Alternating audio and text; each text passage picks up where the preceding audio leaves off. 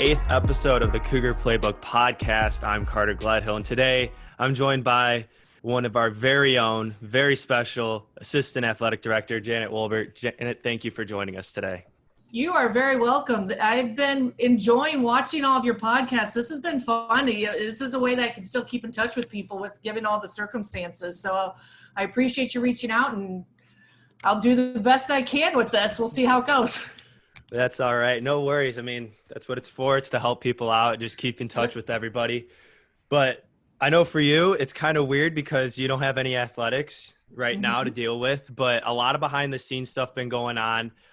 First off, how have you been just as Janet yourself? Janet herself is very grateful that she has Jordy because he's a good distraction every once in a while. Janet has been stressed, been doing a lot of things for her mental health.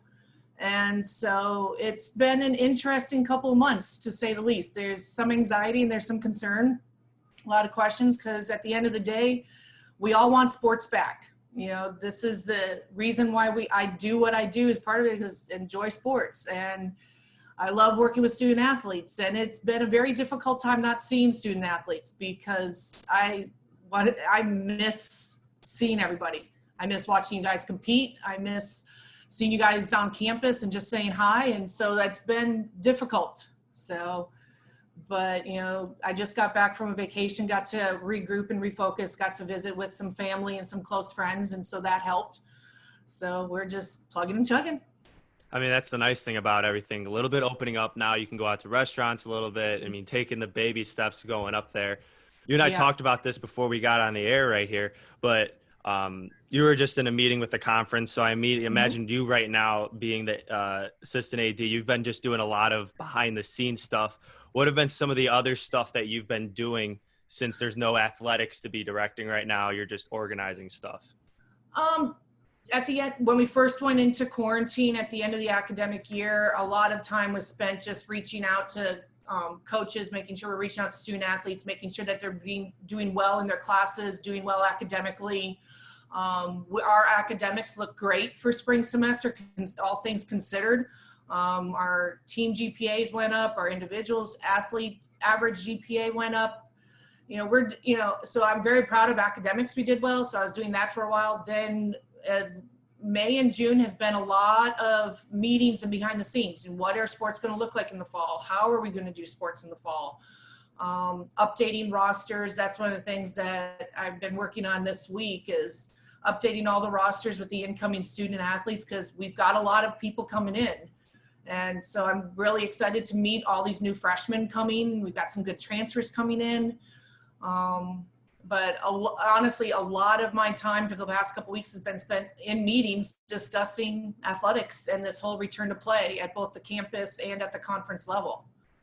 So obviously, if you're a Concordia student and you've been watching, you understand that this week you just got released the CUC return to campus plan. Yes. And for a lot of people, there's a lot up in the air about what is going on with return to play. Like, is it going to happen or not? And you and I were talking about the Ivy League just canceled everything. But I think the biggest thing to understand right now is that there's a lot up in the air.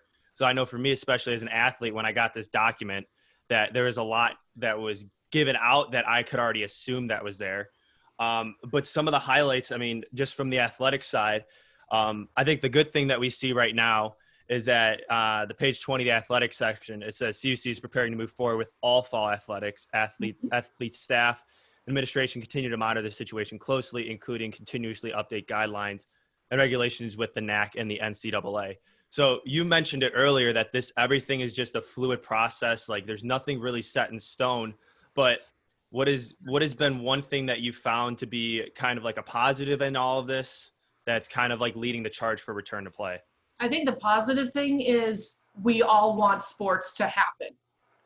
How that's going to look is what's going to be different and concerning, because we have at the forefront, we definitely have the health and safety of all of our student athletes in mind, and that goes conference wide, across campus. We want you all back. We want you to all play. We want you to all compete, but we also want to make sure that your health is protected as well. I think the positive thing is also we're trying to be as creative as we can in our thinking and trying to make it work. There are going to be some new ways of life, so to speak, because one of the things that's in that document is with residence halls that you're pretty much going to be restricted to your floor. That's a change in the way of life. We're all going to be needing to wear masks all the time. So instead of you see me and saying, "Hey, how's it going?" with a big smile on my face, instead you're going to just see like my eyes and above. But but we're trying to do the best we can to get the sports going. There's going to be some adjustments. We're looking at, there might be some changes to some scheduling. There's some other conferences that have already said they're playing conference only games. And so some of our fall teams have lost a couple of games that we're either looking at trying to reschedule or add another game. The conference is looking at that, us having the ability. So let's say we're scheduled to play Dominican and then we need more games. They'll allow us to play Dominican again. And just the other games just wouldn't count towards conference standings. So it's just the designated one, which I've been in a conference like that before where we would play teams more than once and we designated which game would count for conference standings. I think I'm going a little bit off topic, but no, I mean, you've covered, I think, almost everything with that because yeah, like I said, we're doing the best we can, and there's going to be a lot of schools and a lot of conferences that are going to be coming out with announcements over the next week to 10 days.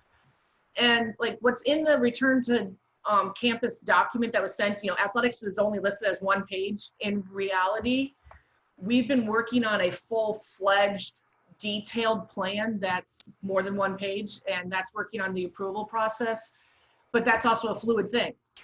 Like I said, conference meets, things can change, but I think, at the end of the day, the ultimate goal, let's play sports, but let's make sure we're healthy and safe while doing it. I think that's an important thing to recognize too. I mean, as an athlete, when I got the email saying you can't go on other floors, the first reaction is, man, that stinks. But in reality, we're going to have to give and take a lot of stuff. And I think it doesn't just go, it goes beyond athletics too. I mean, if you look at some of the positive stuff, Sodexo came out with an app now, so you can pre-order food, which is really exciting for that. I thought that was really cool because I'm just like, hey, that makes my life easy. I can check my balance now too, so I know how much Cougar cash I have. I saw that classes, if they're over capacity, now will be into a mixed hybrid where there'll be like smaller groups, maybe a group of 15 and 15 that meet on different days. I like that idea. And I think the other thing is really good too, is that the semester is going to be changing so that after Thanksgiving, for those of you that don't know, you will be staying at home and you will remain for the next 2 weeks, week 15 and 16 online, week 16 being your finals. And I think that's one of the, I anticipated that, but I'm really happy about that because I don't have to worry about going back to campus for 2 weeks just to grab my stuff and take my finals. I can take it back at home. Right. No, and that was one thing that I noticed because it's like, it doesn't really clearly state that finals are going to be given online in that document, but I wanted to make sure that we understood that it's like, if you want to go home at Thanksgiving and not come back till January, you are more than allowed to do that. You just do the checkout process ahead of time, say that you're going home and then you're done. You just do weeks 15 and 16 online, come back in January and we'll go from there. Now, on the flip side, if you want to stay on campus to weeks 15 and 16, you can, because I'm already thinking ahead, that's basketball season. That's what I was going to say. Our basketball student athletes will probably still stay on campus. Men's volleyball will probably come back early like they did last year. Track hopefully can come back early. So we're trying to be as positive as we can, but we also want to be flexible for you guys. I talked to a couple professors there. What we had to deal with last spring with trying to figure it out in 1 week, now they've had all summer to plan and figure things out. So hopefully the online situation, if your class has to be in that situation, will be a little bit better experience for some, because the feedback that we received over the spring, we all took into consideration as we're making plans and moving forward as well too, because I'm now wearing my student life hat because as you know, I wear many hats. So moving into like the student life and the non-athletic side of things, we're working and trying to do the best we can for you guys as students. And you can already see on campus that the changes that have already been implemented have already been going really well and like going forward. For example, the fitness center opening up right when phase 4 opened. And that was something that President Dawn mentioned a couple times, is that whenever the state is ready to go to the next phase, the school is going to be prepared to take the next step. And in the return to play, it says that, so the fitness center capacity is going to be limited to 25 people, which including workers. So that might be a difficulty for teams. But I guess you could say the positive thing is that you can wear your mask. You have to wear your mask when you leave, enter, and moving around. But you don't have to wear a mask when you're working out now, which is a big deal to some athletes who might have had to experience that, whether it was at Concordia or at another school. Right. No, I think it's huge that our fitness center is open. Coach Ken is excited to have people back in there. We're working on trying to figure out how we're going to make this work with our teams when you all come back in the fall. But like I said, Coach Ken is working on plans and ideas already to, we're going to do the best we can to make it work. At the end of the day, that seems to always been my theme when working in athletics. We adjust and adapt and make it work. Exactly. And that's what you got to do as an athlete anyway. You can't just always predict what's going to happen in a game or a practice. But now transitioning a little bit, getting to know Janet a little bit more at the person. Janet, you already mentioned it. You wear a lot of different hats. And yes. I mean, I didn't even have enough room on my graphic line for you to write down everything you have. Yeah. But so 96 grad, you also joined the Concordia staff in 2016. But here we go. This is everything. Tell me if I miss anything. Assistant Director of Athletics. Correct. You have Senior Woman Administrator, Director of Compliance. You are the Student Academic Success and Overall Health and Wellbeing Coordinator, Administrator. You are the SAC Committee Head. You're the advisor for that. The Title IX Deputy Coordinator. And you also work with a lot of different teams, just managing them as well. Oh, and on top of that, you're also the chair for the NAC Compliance Committee. Yes. So the many different hats of Janet, how do you keep all that together? Thank goodness I have organization as one of my skill sets. There you go. Yeah. And the interesting thing is that if you go back and you look at my background, I've been, this is basically, I look at it as this is my second career, because my first career was a high school math teacher and coach, and so, you have to be organized and keep everything straight when you're in the classroom. I would teach 6 different classes and then go to basketball practice. So you're keeping everything organized. I like colors. I'm very color coded. The coaches, when they get things from me, they get their eligibility roster with a whole bunch of colors and they're like, what do all these colors mean? I said, just look for red. If it's red, then we have problems. But, I like to be busy. I do better when I'm busy and have things to do. That's just me. I've been accused of taking on more than what I should at times, but on the other hand too, I'm looking at it as anything that helps the student athletes, put me in. So that kind of answers my second question a little bit too, is that when you were in your high school position, when you were teaching and coaching, but then you transitioning a little bit into like when you were at university, high school, towards your later end of your career, you were the athletics and athletic director. But during a lot of the times too, even at OCA high school, you were also the assistant AD. I'm not very good at it. OCOE, yeah. OCOE. It's a suburb of Orlando. So even at there, you were the assistant AD and a math teacher. Why was it so important for you to still teach and be an AD or a coach? Part of it was because the teaching paid my salary and the athletic administrator position was considered a supplemental position, so it's secondary. The other thing is, to me, it's just an interesting background because I've always had athletics and academics in my life, always. From a young age, I decided I wanted to go in education. It may have something to do with the fact that 3 of my aunts were all teachers. I don't know. I was also very involved in athletics. Both my parents were high school student athletes. They got me involved in, you name it, I have tried every sport possible.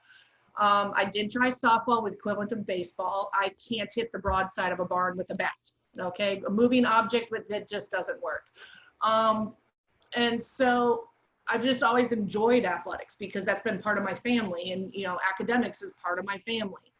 And so going to Concordia as a student, when I was a student, back before you all were born, that I, there wasn't any other option for me other than to do education and athletics. And so, that's what I've always just done. And so the reason why I stayed the math teacher for so long was part of it was because that's what paid my salary.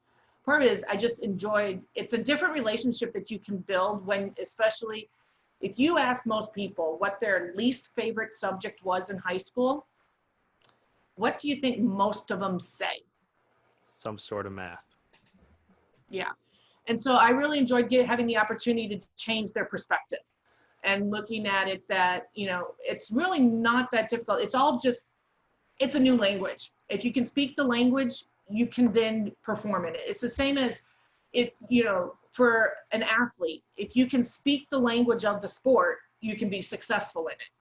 And so I think that's what it was a different type of relationship. And then I wanted to merge from coaching into administration because, again, I was trying to look at a different relationship. I felt that I could impact more student athletes by being an administrator than I could as a coach. Because as a coach, I just had my one team and I wanted to make a bigger impact. And so that's why I did the merging into administration when I did, because I'm like, that was just me personally. I felt I could make a bigger impact. Now, it varies as to what type of relationships I have with student athletes as administrator, because there's some student athletes that I see and talk to every day. They come in my office all the time. And there's other student athletes that the only time I see them or they see me is when I come out to practice or when I come to a game and I say, hi. So, it just varies, but I hope, or I want student athletes to know and recognize that my number one job is to be here for you. If there weren't student athletes, I don't know what I would do. That's part of the reason why I've been having some mental problems the past couple of weeks, because I haven't seen you guys. But, so that's a long drawn out answer as to why I still taught math, but there you go. No, I mean, I think that's the background for most teachers anyway. I mean, my mom was a language arts teacher before I was born in Iowa, and she just got back into the classroom. And the reason why she got back into the classroom in a part-time role at my old middle school is because of the fact that she just loved being around kids, and she just loved being around people, talking about books and English. And that's what she loved doing. So it totally makes sense for that. And I think that's definitely, when you say that you put yourself out there as a resource for students, whether it's being just, I'm going to say hi to you at a game, or open the door to the office, come out. I think that's an important relationship to have with all student athletes as well. Yeah. So when you started making that transition to the administration, like you said, what was the moment or the reasoning behind saying, I'm going to start switching from my high school to the collegiate administration positions? Part of it was conversations I had, because my mom's at the college level, and just having conversations with her and then getting to meet some of her network that, I went into Division II university, because my mom's at a Division II university, went in and talked to their compliance officer. It was just having a conversation. Then all of a sudden I'm just like, what do I need to do in order to have your job? What's the difference between what you do at the college level versus what I'm doing at the high school level? Because when I was an assistant athletic director at the high school level, I focused on eligibility and compliance. Eligibility and compliance is basically my nuts and bolts thing, because to me, it's very black and white, it's logical. I'm a left brain that just fits right in there. And, she gave me a couple of ideas and stuff. Then I went and I knew the commissioner of that conference. So I went and had a meeting with him, and I was like, okay, how do I make the jump to college?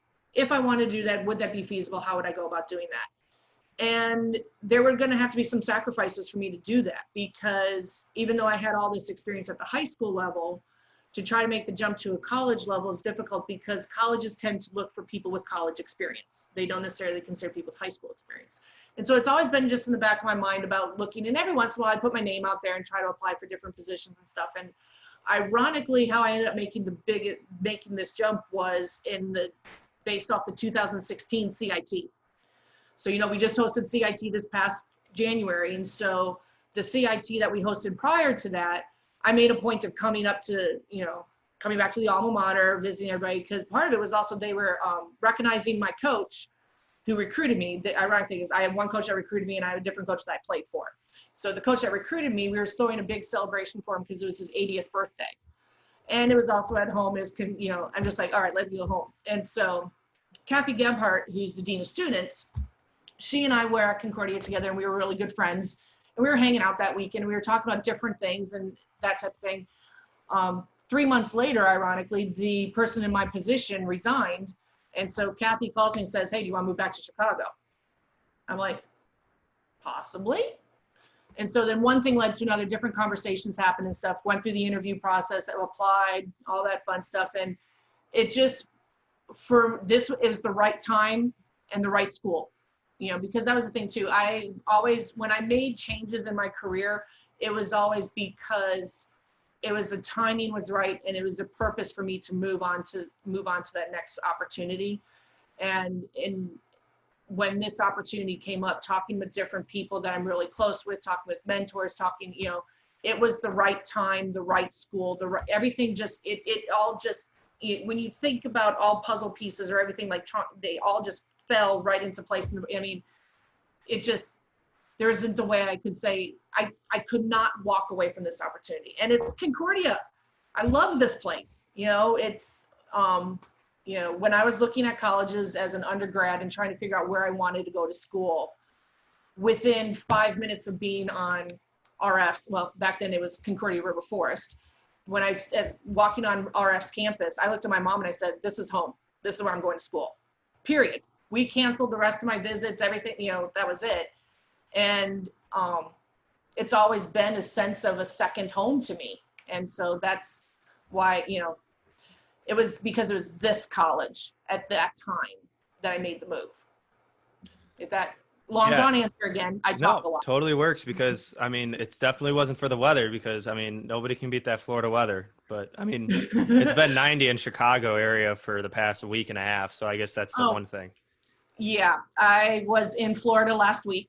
And so hence the reason why I'm still staying at home, trying to be a good person. That, I got back to Illinois and I'm like, did I leave Florida?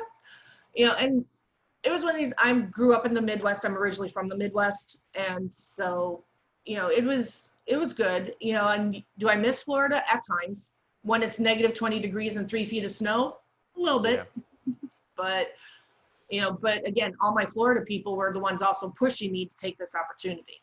So since I think that's the one thing too, because I think everybody's kind of got that click moment that when you step on campus that it makes you feel like, okay, this is where I'm going. I had that moment, especially when I walked on campus. That's the same thing for a lot of people that come to Concordia. So now that you're in the role as the administrator, what has been one thing that you've been able to do since that time to make it even better of a feeling for student athletes so that they can share that same reaction you had when they step on campus? I don't know specifically what I've done. I know SAC, our Student Athlete Advisory Committee has totally changed. If you ask any of our student athletes who just graduated, because, I came in when the class of 20 came in, we all came in as freshmen together.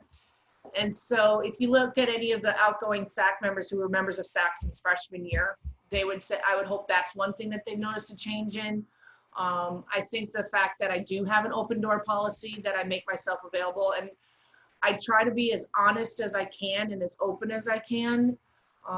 There's some things I can't always say because things are in the works or it's not my privilege to say, but I hear what everybody's saying and I try to do what I can, but I also have one hand tied behind my back sometimes just because, working in the whole organizational structure.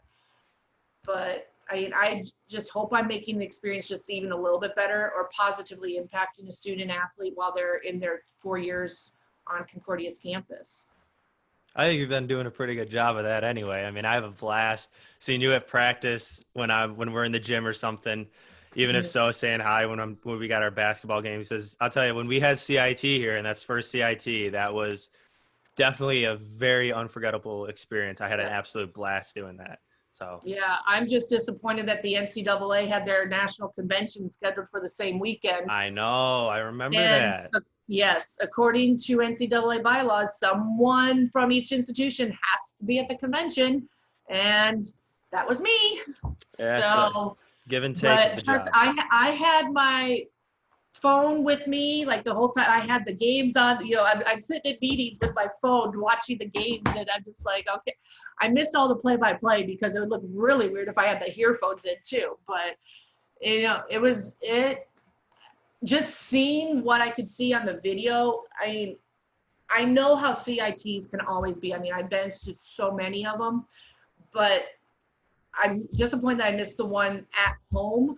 But seeing the video, seeing the pictures and everything, I mean, it's one of the best memories anybody that goes to Concordia, for that matter, any of the 4 Concordias.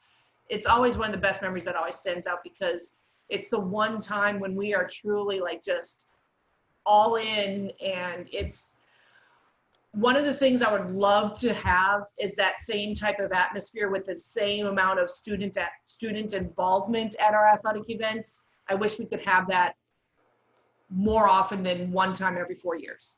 And we're getting better at it. That's another thing, that's always one of the things that I want to make sure we have, that huge support system for all of our teams. I mean, the baseball regionals and super regionals we hosted a year ago, that was an insane experience. Back in 2012, we hosted a football playoff. That was an insane experience. Those things I want to see more often. And I think we can do that. Unfortunately, COVID happened, and now we have to restrict how many people can be anywhere. But, that would be something that if we can, that environment is just, to me, that's part of what college athletics is supposed to be about. I think that's a perfect way of saying it, because I just remember, I mean, I was absolutely soaked in sweat from the shirt, but I just remember the first night after, I mean, we did 4 basketball games. It was me and Ryan Fahey, and we're doing that. And you had bands playing the same song together. I just remember some kid from Ann Arbor that would just sit in the front row and be like screaming his head off. It was weird. You had a kid from Wisconsin running around in a green tutu around the court. I mean, you get some weird stuff at CIT, but I guess you could say, I think for you, especially since it was your first CIT as the assistant AD, all the work that goes into it just makes it so much more rewarding after it. And I think everybody's got that same feeling, but I think when sports do return, you're going to see that community. And that's what I like about Concordia. It feels the size of like your small town high school, and that everybody knows everybody. It might not be personal. Like you might not know every student athlete, but everybody can go to a game and be like, oh, I know him. He is on the baseball team or the basketball team. And I think that's the important thing. That it was one thing I truly appreciated about Concordia when I was looking, and it made even more better when I was at CIT. No, absolutely. I think that's a huge thing for any time we can have, I love watching student athletes coming to other athletic events. That's part of the reason, like with the Cougar Cup that we have going on, that's part of what we, because we want to create, want to create that experience of having a large student section fan base there.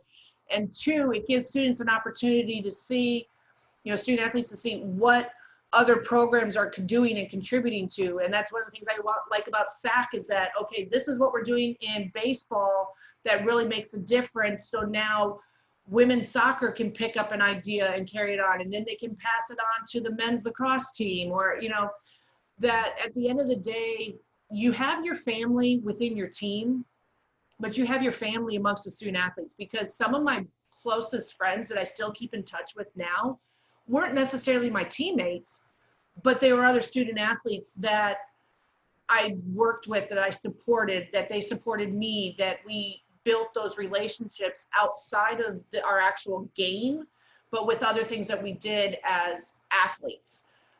Fellowship of Christian Athletes is another organization that I was a member of that it's huge, that we're working on building on campus with Coach Watkins from the football team, that, building your relationship and building your faith with teammates and with other student athletes to me was a huge thing. That was a big component in my life. Just different opportunities that we have within the Concordia campus, I think is great. In Mary Martha, I lived on 3rd South. We had volleyball players, basketball players, and music majors. So, get to know, people that played in the Wind Symphony. It's a good mix of people that you build different relationships with different types of people, and they all help then support you in different ways that you're trying to build your life and finding out who you are as well. I think that's a great way of putting it, because exactly like freshman year, come on your campus. I remember we had some baseball players at our hallway. We had some football players. We had some basketball players. Everybody's just kind of together. And I think that's going to be even more important now, especially with that family thing where you're going to have to be on your floor.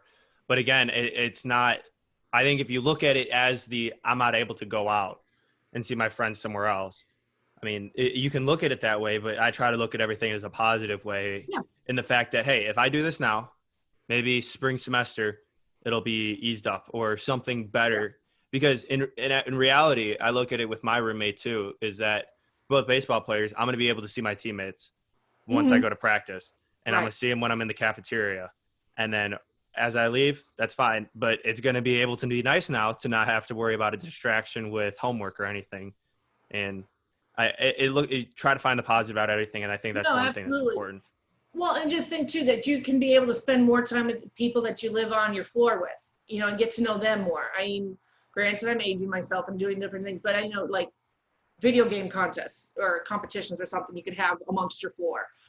We played cards, we played spades a lot, and so we had spades tournaments. You know, there's different things that you can do and be creative with within your floor. I think that's a good idea, and you get to know a new group of people. Because, you know, yes, you got to pick which room you want to live on or live in, who you want to live with and on what floor, but you don't necessarily know the other 20 to 30 people or however many are on floors now, I can't remember. But you'll get to know a new group of people and get to expand your, you know, knowledge of what other people are doing and stuff. And, you know, I think that's always a cool thing. Yeah, you're not going to be able to pick who's going to be living next to you in your apartment once you get out of college or who your neighbors and No, when you that's get your true. first house. So, yeah. Yeah, you have to learn to get along with people. I mean, you do that. We were doing that before, but now you really get to, you know, work on getting to know your neighbors and who you're living with and stuff. And I think, you know, and yes, you'll get to still spend time with all your teammates because, you know, we're still going to be doing workouts. We're still going to be doing, you know, baseball. You guys are probably the most cohesive group that I know. You know, that culture has been really instilled in your program. You know, football will still be hanging out, just they can't be any larger than groups of 50, but they'll be hanging out. So, I mean, like I said, it's going to look different, but we're going to be able to still be together. I think that's the most important thing out of all of this. Yeah. Well, Janet, thank you for coming on the show today. A lot of information that was given. I think it's important. Return to Play talked about you, and I think a lot of lessons that viewers can learn from you, especially because you're not just Janet the AD or Janet the person. You got a lot of different other hats you wear, and you're responsible for a lot of things. And again, it's another thing of Concordia graduates making Concordia a better place. And I think that's one thing that's really awesome is when you come home, as you said, that you just feel at home, and then in a turn you make the place even better for other people. Definitely. I mean, that's definitely my goal because I loved my time at Concordia as a student athlete, and I want others to have that same experience. So, you know, it won't be the same experience exactly, but I mean, at least it's a good opportunity, and, you know, go Cougars. Yep, exactly. This has been episode 8 of the Cougar Playbook podcast. And as Janet said it, go Cougars.